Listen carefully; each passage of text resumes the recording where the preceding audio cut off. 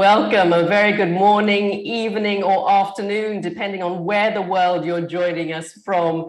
Welcome to the very first ADB Healthy Oceans Tech and Finance Forum. My name is Sharanjit Leyl, and it's an honor to be your MC and moderator for the forum. Well, today we're going to aim to showcase and promote ocean technology and innovation in and for Asia and the Pacific.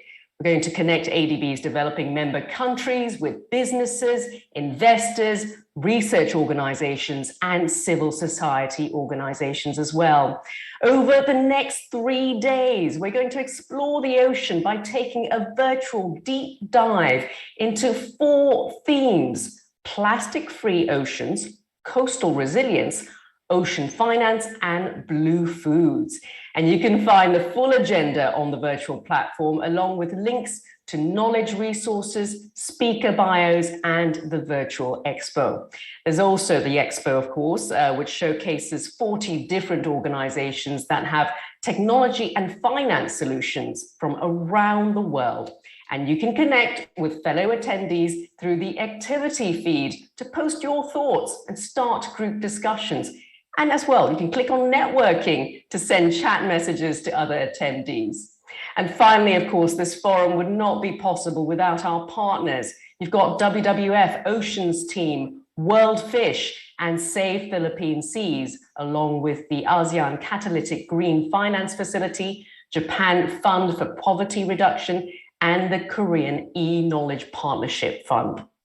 And of course, we now invite you to imagine a future where oceans are valued as a vital to economies, human life, health, and well-being, as we present this brief video, which provides an overview of what's in store for the next 3 days. Enjoy.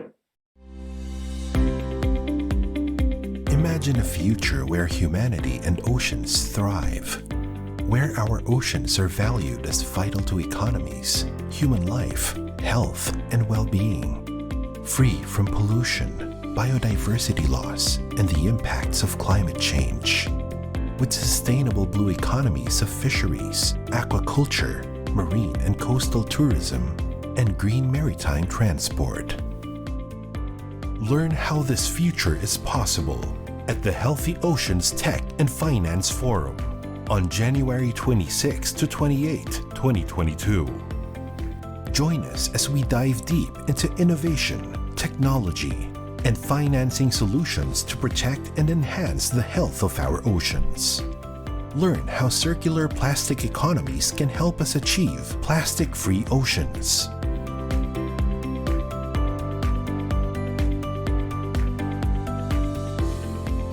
Explore how working with nature builds the resilience of coastal cities and communities.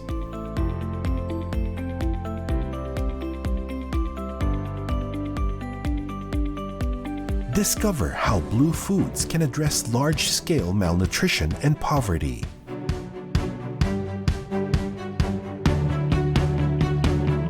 Discuss how innovative ocean finance can unlock investments in ocean health.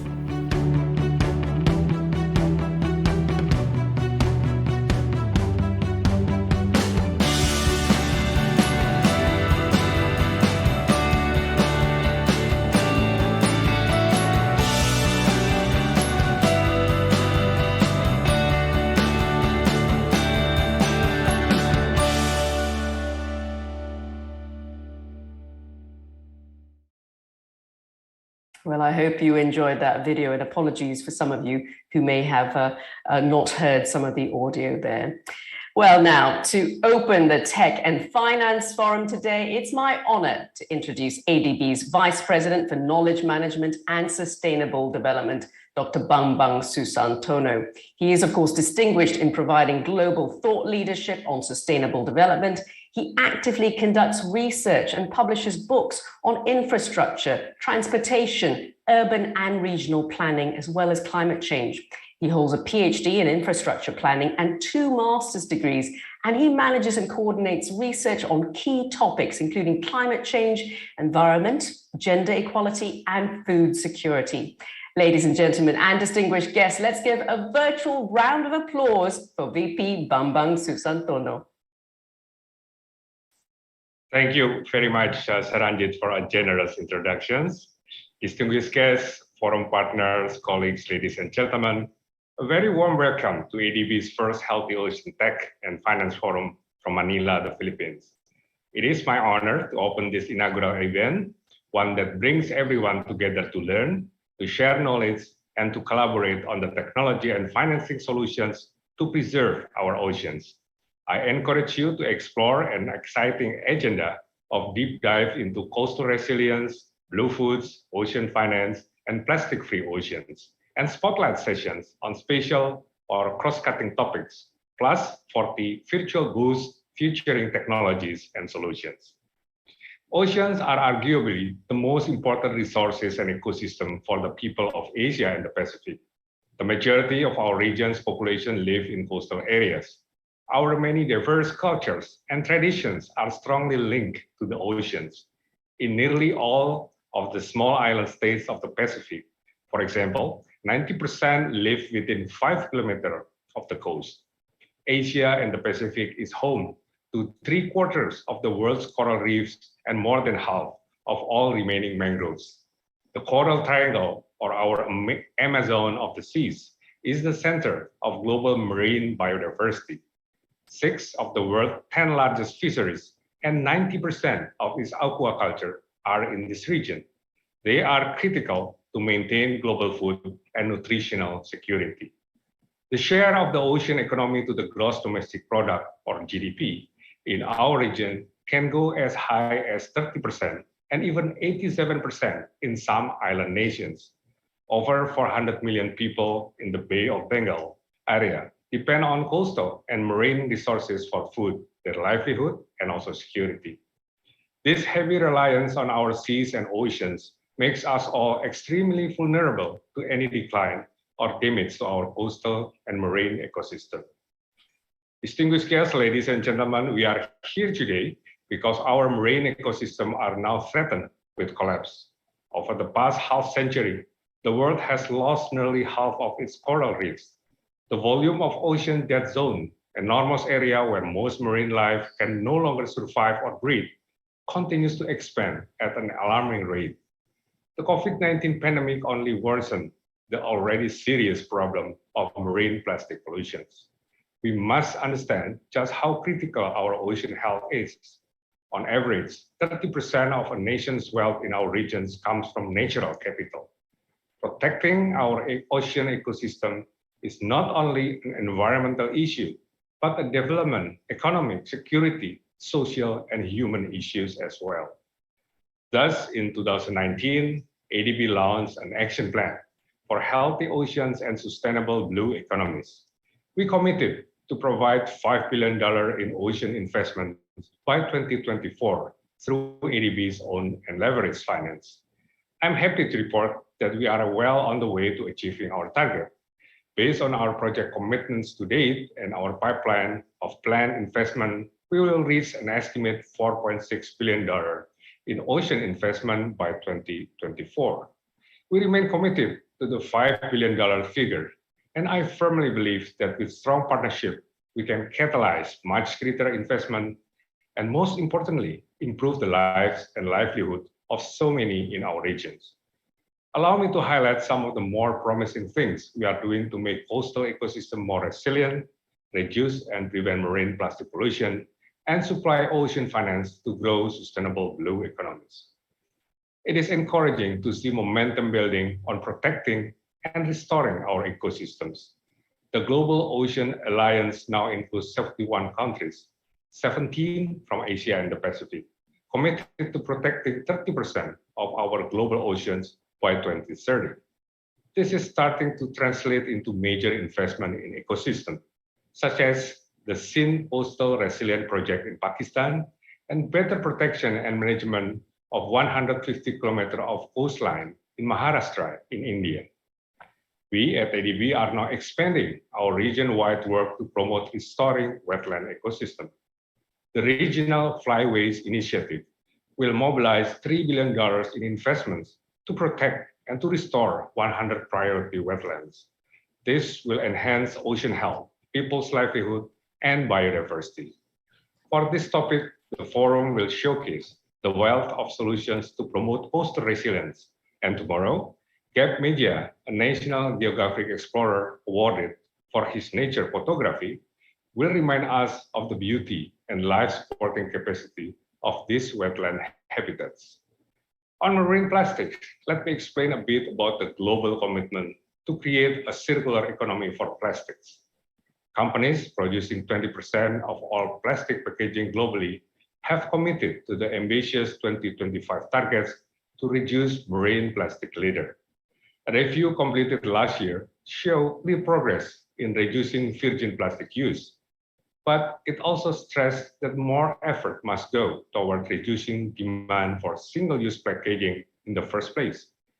ADB is expanding its investments supporting a circular plastic economy. And I'm proud that ADB has signed its first blue loan to boost capacity of plastic recycling plants in India, Indonesia, the Philippines, and Thailand, with a $100 million financing package for Indorama Ventures Limited. This week's forum will highlight technology for a circular economy, promoting high-quality recycling and improving waste management system. Dr. Jena Jambek, whose research sparked international action on marine plastic pollutions, will lead an expert clinics on circular plastic economy. Around the world, ocean-based industry are poised for rapid growth. Estimates show that $2 to $4 trillion in sustainable ocean investment could bring $8 to $23 trillion in net economic benefits. Over the last few years, we have worked to catalyze innovative ocean finance.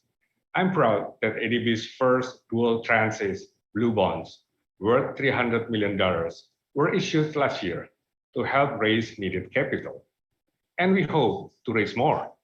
Blue bonds are based on ADB's ocean finance framework, which are aligned with the Sustainable Blue Economy Finance Principle that provide much needed criteria for ocean investment.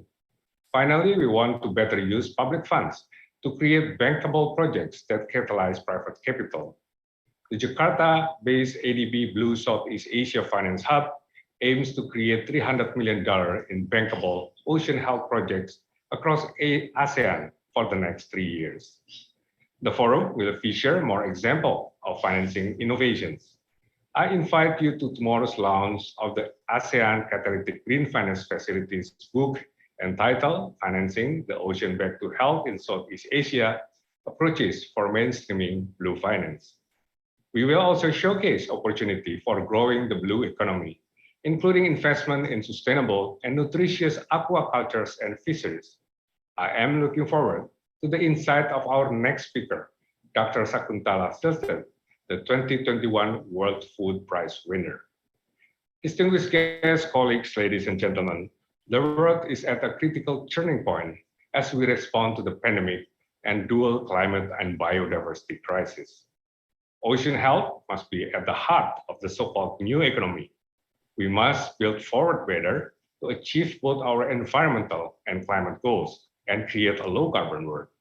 We can do this by supporting nature-based solutions, promoting circular economies, mainstreaming blue finance, and ensuring that smallholders and small-medium enterprises, SMEs, which employ 70% of workers in developing countries, are prioritized. To that end, today, ADB and our UN partners will launch the SME Blue Impact Asia platform, which will catalyze financing for investment in blue SMEs. Let me use this opportunity also to reiterate the importance of collaboration and partnerships.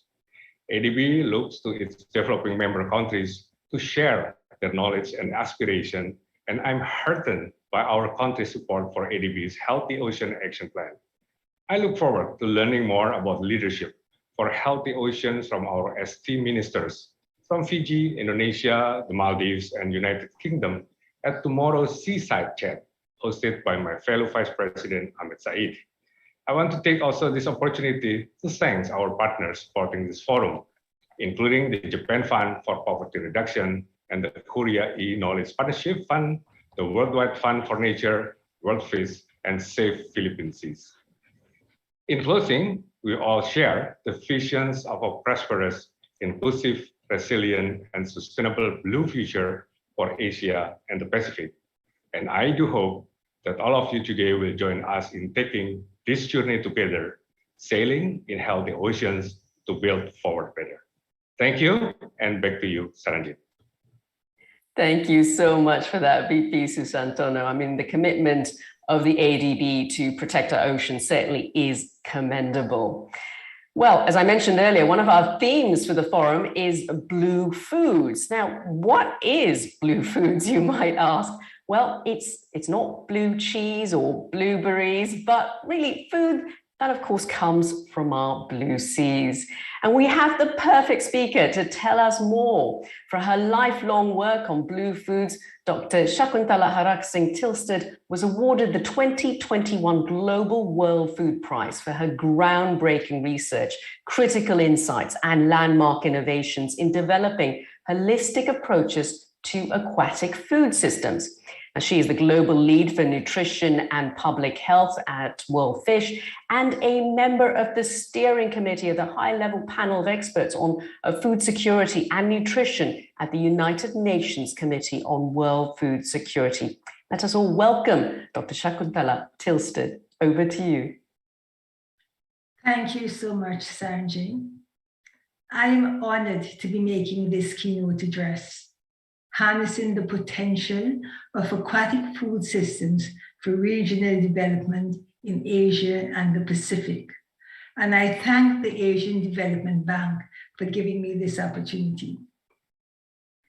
For many who are familiar with this region, Asia and the Pacific, I am sure you will agree that the title of my keynote address is extremely relevant. Just be reminded of the diverse landscapes within the nations in this region, the large ocean states in the Pacific, the long coastlines, the many and diverse inland water bodies and vast deltas and wetlands, some seasonal in many countries. Let me begin with a brief overview of the present global narrative on aquatic foods in the context of food systems transformation, and put this in perspective of this region in nourishing its people and spurring dynamic innovations and development. Aquatic foods system is a relatively new term adopted by many institutions, including WorldFish 1 CGIAR, with a focus on all aquatic foods, which are diverse animals, plants, and microorganisms from all waters, marine and inland, and which form part of the diets of people and build on a holistic food, land, and water systems framework. Using this framing and a people-centered approach, it is easy to understand the multiple vital roles aquatic food systems have in this region for food and nutrition security, health and well-being, livelihoods and income of many diverse population groups. In just the last few years, there have been a number of global initiatives in which aquatic food systems have been integrated. These include the UN Food Systems Summit 2021, termed the People's Summit, and COP26. The scientific group of the UN Food Systems Summit provided 7 priorities for transforming food systems to end hunger and protect our planet. One of these is sustain aquatic foods.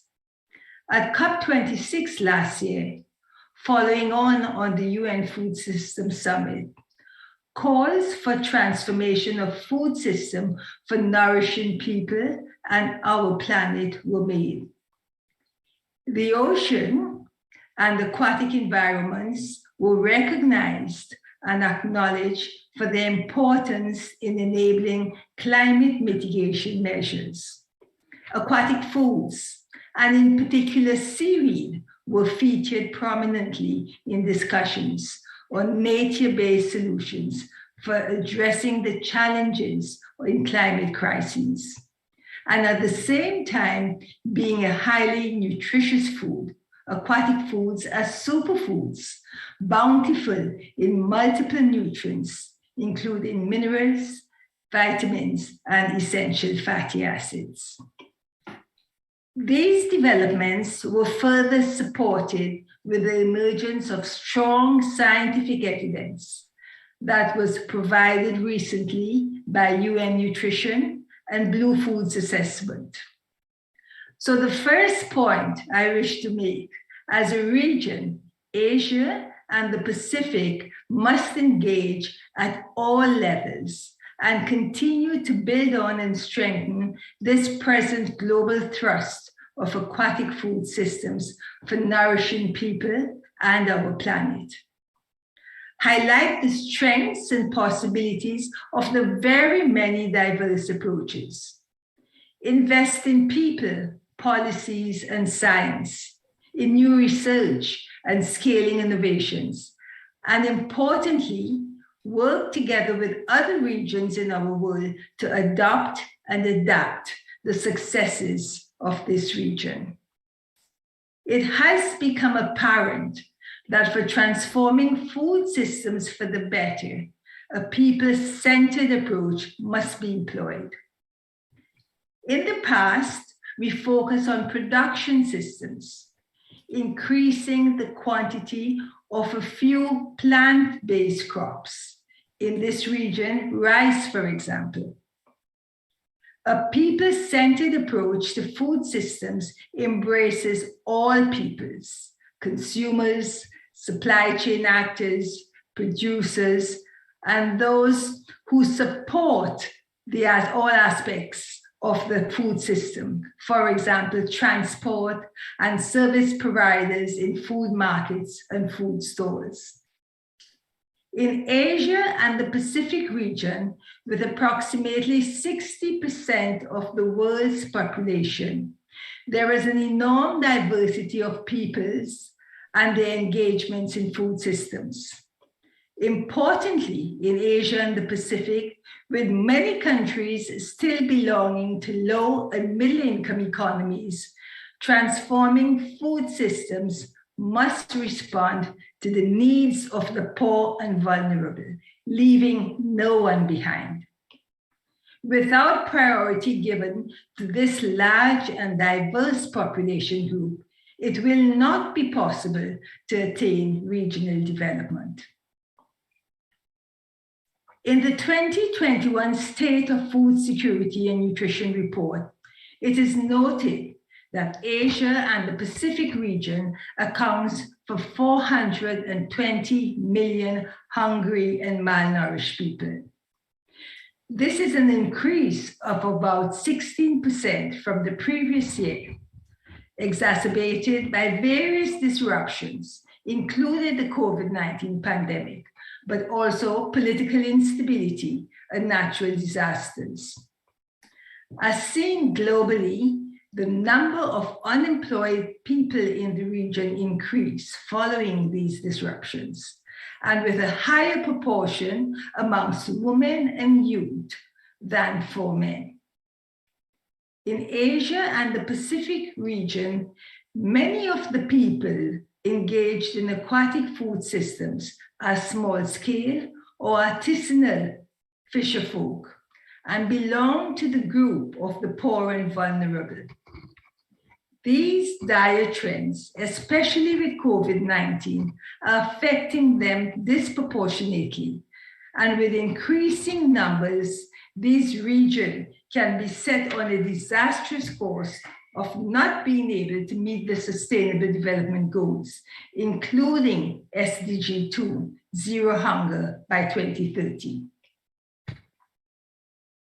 Even though we have seen that much progress and successes were reached, especially in the last 2 decades. Therefore, my second point to you is to ensure the transformation of aquatic food system takes on a nutrition-sensitive, people-centered approach with specific focus on the poor and vulnerable, leaving no one behind. This means ensuring that our solutions, innovations, and approaches are just and equitable, building on the fundamental right to food, sufficient and nutritious food for all, a prerequisite for regional development. My third and last point touches on the importance of developing policies, partnerships, and investments that capitalize on the potential of nutritious, sustainable, and restorative aquatic food systems. Asia and the Pacific region is a showcase globally for the growth and success of the production of some aquatic foods, including tilapia in China and shrimp in Thailand and Vietnam. Existing narratives of growth in aquatic food systems center on international trade, contribution to national gross development based on monetary value, with an aim to increase that monetary value from year to year. This needs to change. With the global agenda on transformation of food, land, and water systems, and with our focus on aquatic food systems, it is abundantly clear that a holistic and sustainable approach encompassing the rich diversity of peoples and actors, aquatic foods, supply chains, and production systems are necessary for regional development. This cannot be achieved by one sector alone, such as capture fisheries and aquaculture, or even the wider agriculture sector, which includes capture fisheries and aquaculture, as well as terrestrial crops and livestock. The policies from these single sectors are too narrow, are not holistic, and are not people-centered to truly harness the transformative power of aquatic food systems.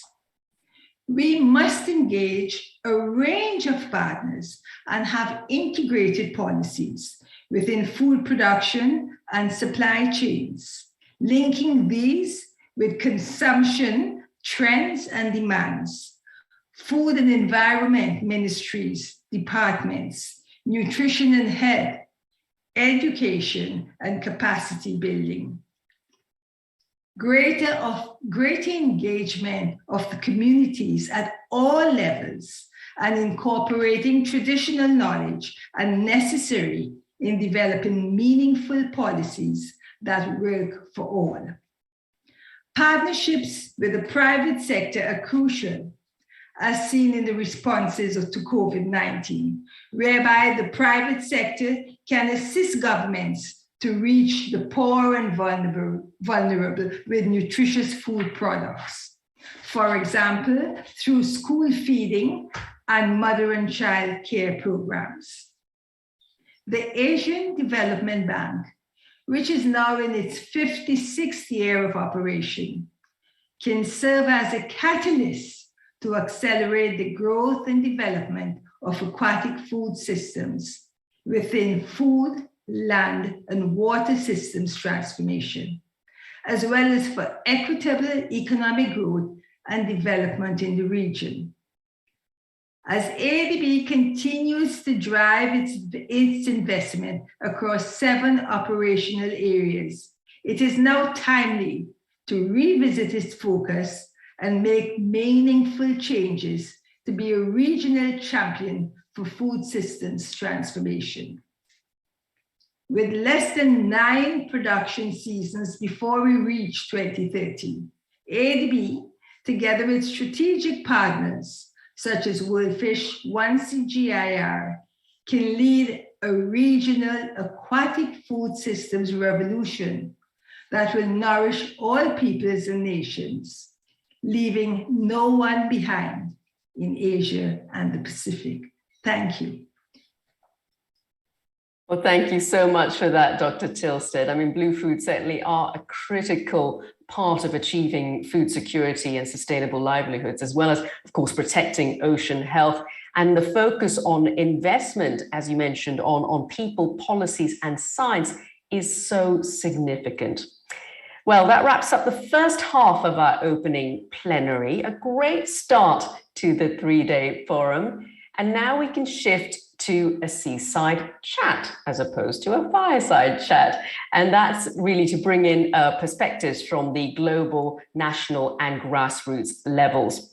Now, Dr. Shakuntala Haraksingh Thilsted stays with us for this discussion. And I'd also like to introduce Tina Stige, Climate Envoy for the Government of the Republic of the Marshall Islands, Dave Albao, Executive Director for Philippine Reef and Rainforest Conservation Foundation, and also a Gentee Leader of Tomorrow. Well, of course, we know our discussion today comes on the heels of the recently concluded COP26 in Glasgow, leaving a resounding message on the critical role of our oceans in climate mitigation. So let's start with listening to this message from Ambassador Peter Thompson, the UN Secretary General's Special Envoy for the Ocean.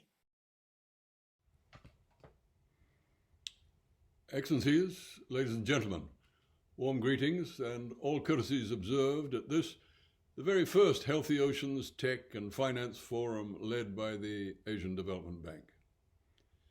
We are experiencing trying circumstances at the commencement of this year, with fresh waves of the COVID pandemic spreading around the world. For most of us, life goes on and we must turn our faces towards the great challenges ahead. I'd thus like to start my remarks today by congratulating the organizers of this forum for getting everyone together this week for what will surely be a meaningful foray to kick off the vital ocean year of 2022. Ladies and gentlemen, I need not list the many global warnings signifying the dire situation in which we find biodiversity and the health of the ocean. You must all be aware of the reports of the Intergovernmental Panels for Climate Change and for Biodiversity, revealing the bleak prospects presented by business-as-usual scenarios. The UN Secretary General Antonio Guterres put it well when he said that humanity has been waging war on nature and that it's time for us to make peace. Central to this peacemaking must be stopping the decline in the health of the ocean.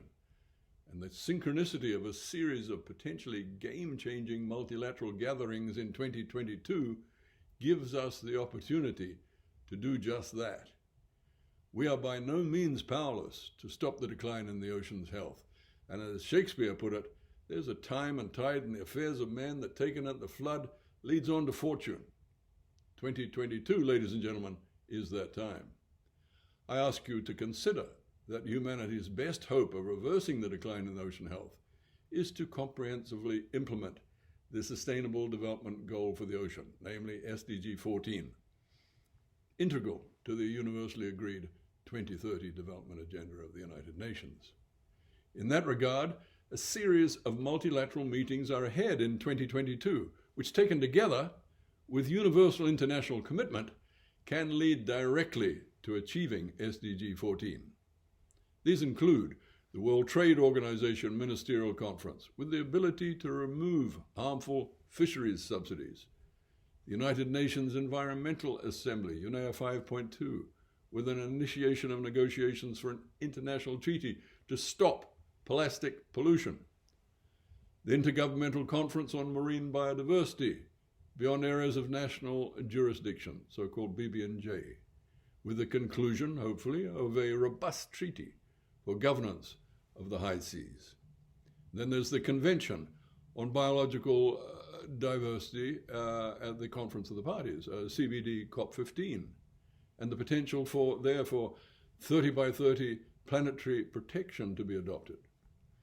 Then, of course, the UN Ocean Conference, and a new raft of innovative science-based solutions and partnerships in support of SDG 14's implementation.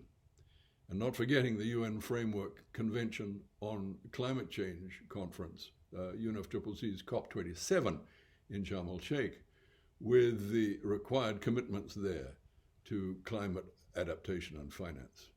These critical ocean gatherings and more will richly augment the chances of making 2022 the year humanity stopped the decline of the ocean's health. This year is also the International Year of Artisanal Fisheries and Aquaculture.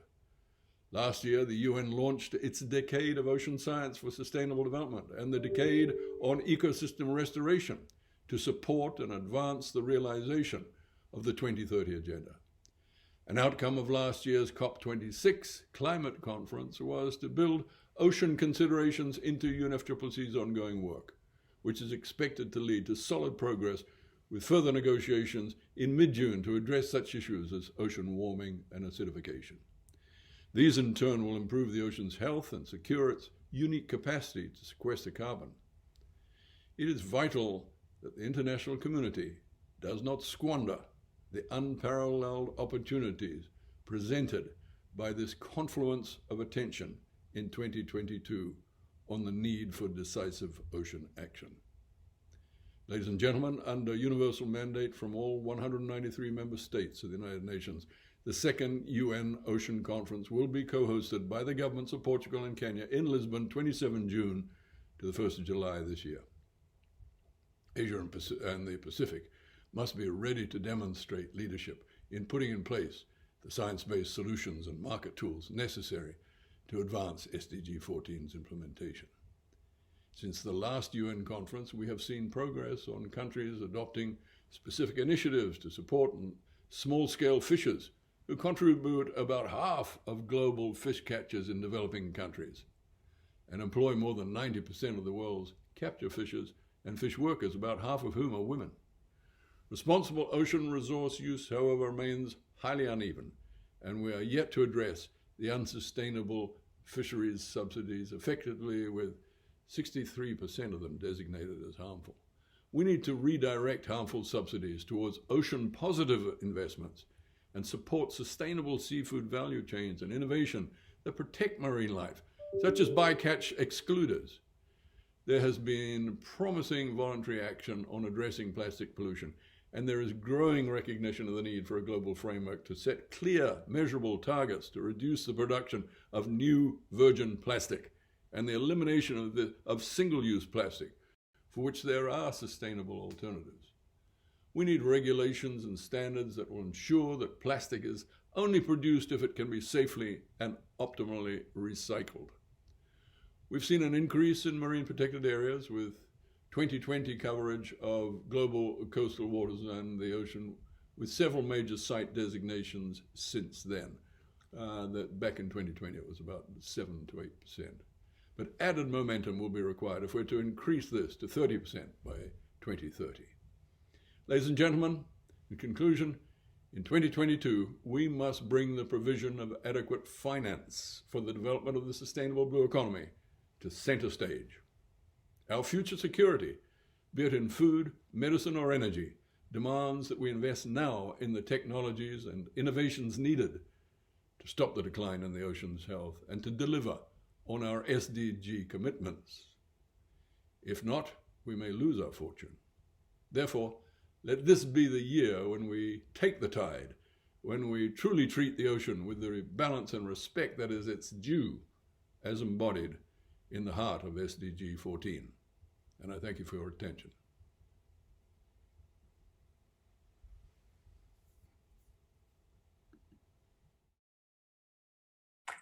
Well, a really important message there, I'm sure you'll all agree, from the UN Secretary General Special Envoy for the Ocean, and that is, of course, Ambassador Peter Thompson. Well, let's kick off our discussion now. And as I mentioned earlier, I'm being joined by Thilsted, the Climate Envoy for the Government of the Republic of the Marshall Islands, Dave Albao, the Executive Director of the Philippine Reef and Rainforest Conservation Foundation, and of course, Dr. Thilsted, our keynote speaker, stays with us for this discussion. Thank you all, and I'm looking forward to a spirited panel here. Now, Dr. Thilsted, I will start with you. You mentioned in your speech earlier that the ADB, together with strategic partners, can lead to a regional food systems revolution.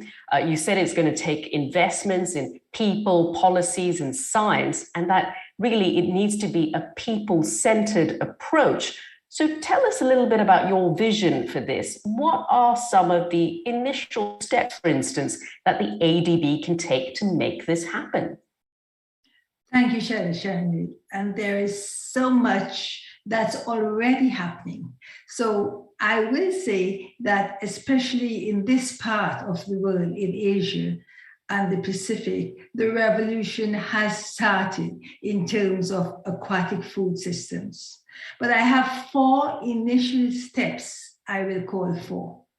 1, with the disruption caused by COVID-19, develop and promote the use of aquatic food systems to nourish especially the poor and vulnerable now. And that we can do because we have the largest supplies of aquatic foods in this part of the world. Secondly, I would start with production systems because people feel very comfortable with production systems. So develop and scale diverse production systems that supply both nutrients with a focus on women and children in the first 1,000 days of life, so that we get this intergenerational benefits for national development. And at the same time, production systems which promote and protect diversity and enable climate mitigation. And here I would call especially on production systems that include seaweed. My third point is that we know from global estimates that about 1/3 of the food we produce goes to loss and waste. So we can mainstream innovations such as solar drying, solar refrigeration, improvements of markets, especially for women to engage in order to reduce the loss of aquatic foods. And this also takes into consideration the amount of aquatic foods, for example, small fish species, which are used as animal feed and can be used for direct human consumption, nourishing the poor and vulnerable. And importantly, collaborate with partners in other regions. For example, Africa and the Caribbean, the development banks, to adopt and adapt nutrition sensitive and climate resilient aquatic food systems, which we have shown we can do in Asia and the Pacific. Well, that is wonderful. I'm glad there's some level of hope. There are things that we can do, certainly steps, concrete steps to take. I'm going to direct the next question to you now, Tina, because it'd be really interesting to know the kind of initiatives that the Republic of the Marshall Islands is doing, essentially to support healthy oceans and, of course, create innovative financing, and whether that could be potentially something that could be emulated by other countries in the region. Well, first, let me say Yahweh, which is how we say hello in my country. And also, Komotada, thank you for the question. Thank you to ADB for having me join this distinguished panel. It's really a pleasure to be here. I think we start by putting at the forefront of our minds that we must be stewards of the ocean. I mean, that really has to be how we view ourselves. And it is how Marshallese people, and I would say Pacific people generally, have viewed themselves. And it's in that vein that we really have a long and I think proud history to look back on in sustainable fisheries. The Marshall Islands is one of the 8 parties to the Nauru Agreement, which is a coalition of Pacific countries that govern the vast tuna fisheries of the West and Central Pacific and manage them so that they're the only tuna fish stocks worldwide that are not in decline. We are a member of the Micronesia Challenge, which was launched way back in 2005 with a goal of protecting 30% of our region's marine resources. And that's really been taken to a global level now as part of the 30 by 30 campaign for nature. And Marshall Islands also convenes in the UNFCCC, the High Ambition Coalition, which brings together ambitious countries across developed and developing nations to really push for urgent action on both mitigation and adaptation, those actions that are needed to protect our oceans. So those are ways that we've engaged in the past with this mindset of making sure that we are stewards, the stewards that we need to be. And in terms of more recent initiatives, we have been and are very active right now in looking at decarbonizing shipping. Carbon emissions from shipping are substantial and still growing. And at the same time, this is an area where connectivity and supply chains are really essential to SIDS all over the world, particularly in the Pacific, where our geographic remoteness makes it very much an issue. So how we transform this industry to eliminate carbon emissions while maintaining and enhancing that global connectivity is a challenge that, will have technology, finance, and policy aspects to it. So all very much relevant to this forum. And we know that the next 2 years will be critical with the International Maritime Organization due to finalize decarbonization targets out to 2050 and adopt policy measures necessary to achieve those targets by the end of 2023. So really these next 2 years are very critical, and we will continue to be active at the IMO. We've proposed a greenhouse gas levy starting at $100 a ton as the most equitable and ambitious way to ensure that this transition occurs without leaving anyone behind. And this is a position shared by some of the major companies in the area. It's estimated that levy would generate between 1 and 2 trillion in revenues, according to the World Bank. We're also looking at decarbonizing shipping within our own region and in our nation. We established in 2015 the Micronesian Center for Sustainable Transport to lead that work.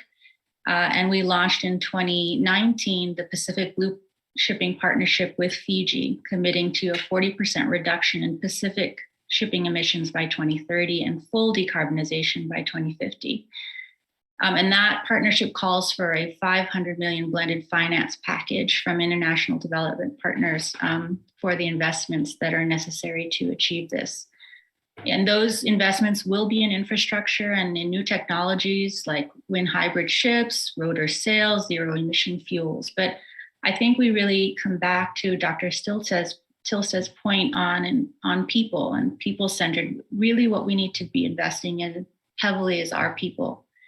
Because as a nation and a region, that they're really the key so that we're not just adapting to this very challenging crisis that is hitting us already, but we're really thinking ahead to how we're going to thrive beyond into the 21st century.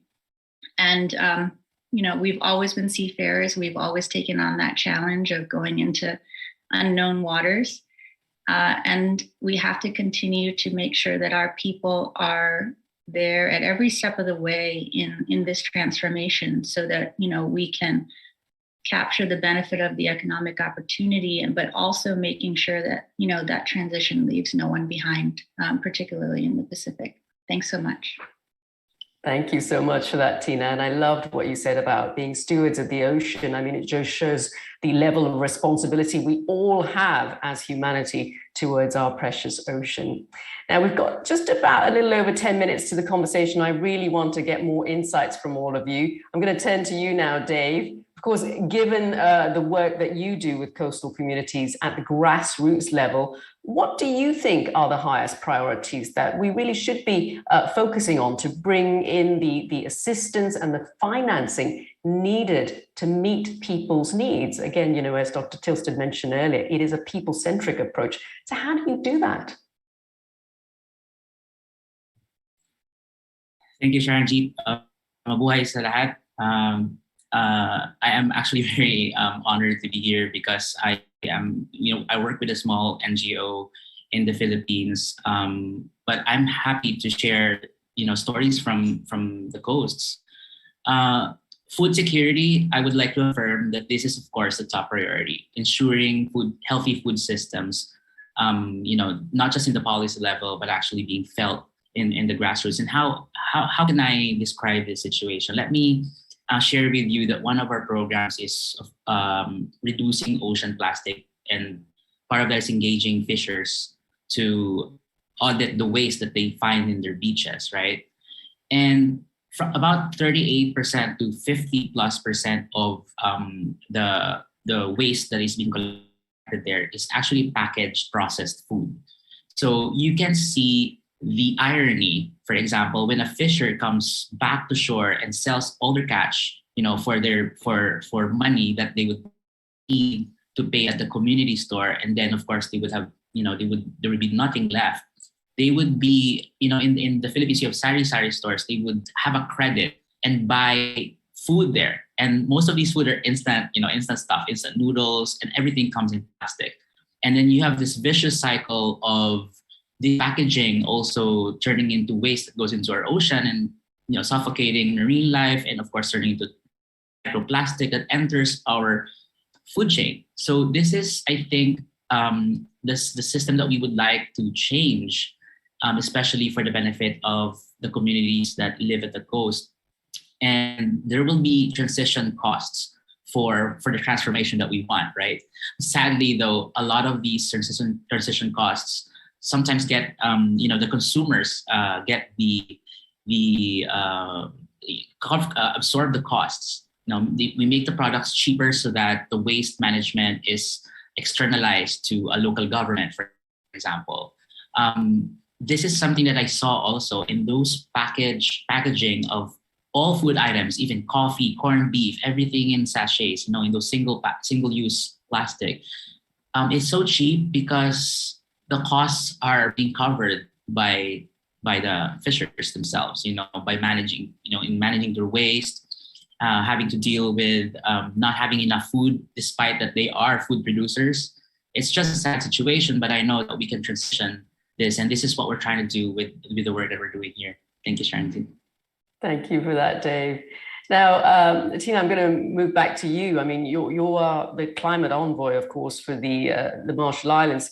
Give us a sense of your perspectives on really the highest priorities for coastal communities in small island developing states and atoll nations, and how to adapt to climate change. I mean, certainly we've been seeing this in the news and the headlines very recently with the devastation that's happened in Tonga. Obviously, that is a natural disaster, but it just goes to show that climate change truly is a disaster too, and it's so crucial to protect these small nations.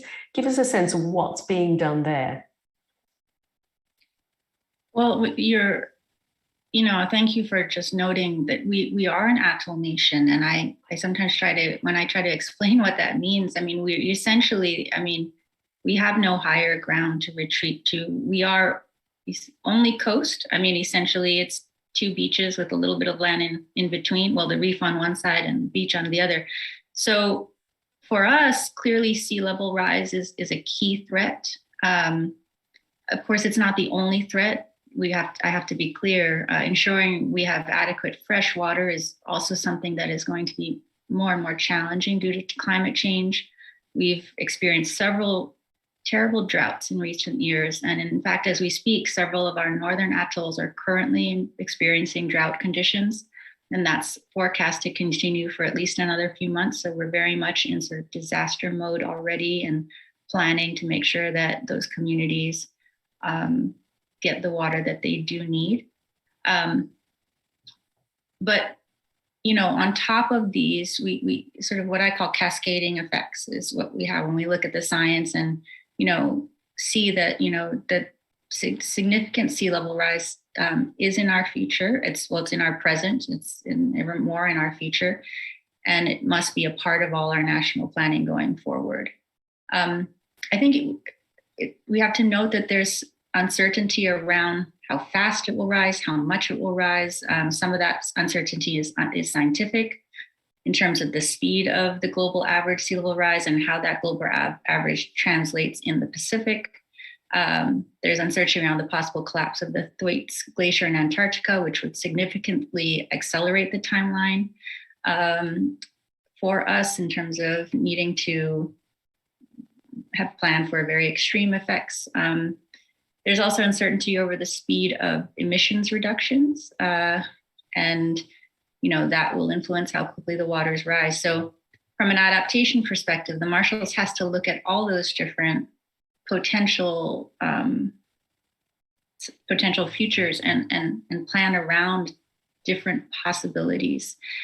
So what we're doing is developing our national adaptation plan, and self-determination is really at the heart of that plan. The process of understanding the scale of the challenges we face is extremely difficult. It's difficult socially, it's difficult culturally, it's difficult emotionally. And I think that one thing that we are focused on that, leads us through those difficulties or guides us through those difficulties is that in the end, whatever the challenges are, we have to be the ones who decide our fate. We have to be the one who make critical and difficult decisions.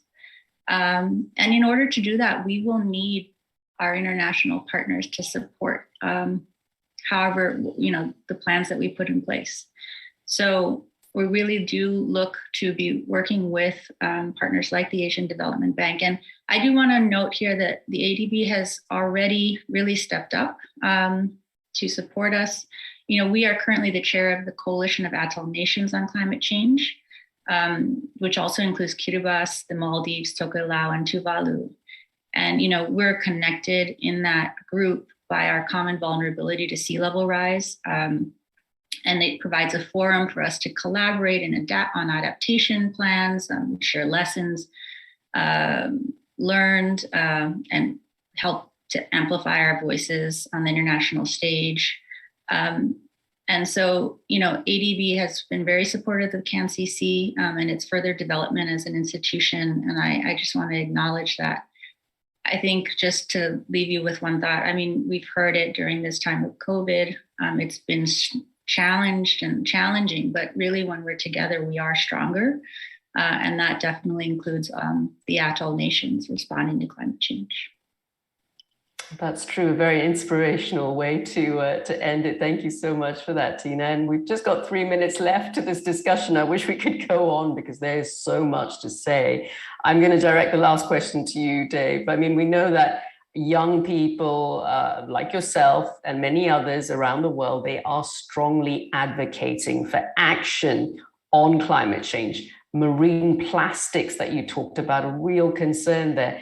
Lots of other big environmental issues. So how do you think the ADB and other financing institutions can really partner with these advocates to increase investments for ocean health?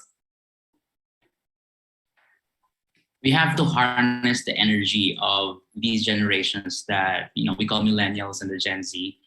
We have come of age in a time of a climate crisis, and some of us are also in a time of a pandemic. So we know the urgency, and we have the skill sets as well that we can make these ocean health investments relevant to the future, for the future. So we just need to be capacitated. And sometimes though, ADB and the financial institutions seem to be a bit distant from this sector. So it is a challenge for us on how we can get the information out there. I'm so excited in this forum. We will hear about Blue Sea Finance Hub and the Blue Impact, I think. These are like small MSME innovations as well that are coming up. I think if we engage these generations to use our energy and our passion and our skills to work for ocean health, I think that would be a great future for all of us. A great future indeed. Now, Dr. Thilsted, I know you're listening very patiently. We just have about less than a minute or so, but just some quick thoughts from you on what you make of this discussion. Are you hopeful? Yes, I am hopeful. And when you see the energy that comes from the partners, that comes from the representatives of the communities, then I think it's extremely hopeful. What I do think we need to build on is the youth. They're the ones who have to carry the agenda forward. They have to get together, and with all the technologies and that they have at hand, they can do that. And secondly, going forward with the youth, I do think we have to learn from the past. And I think it is extremely important that we bring in and learn from and incorporate traditional knowledge in the innovations and solutions we put forward. That's a wonderful way to end our discussion. Thank you so much for that really insightful big round of virtual applause for our panelists once again, Dr. Shakuntala Thilsted, Tina Stige, and Dave Albao. That was truly an insightful discussion and really a great way to kick off this very first forum we're having for the ADB and ocean health. It just shows how crucial really it is to use all the elements that we have, you know, whether it's finance, technology, people, to stop, and let's not forget, to stop the 8 million tons of plastic that enters the ocean every year. We know the ocean is crucial. We've heard about it today. It contributes $2.5 trillion to the global economy. It is the life force that keeps the world going. And we can indeed have a future where oceans are valued as vital, not just to economies, but to human life, health, and well-being.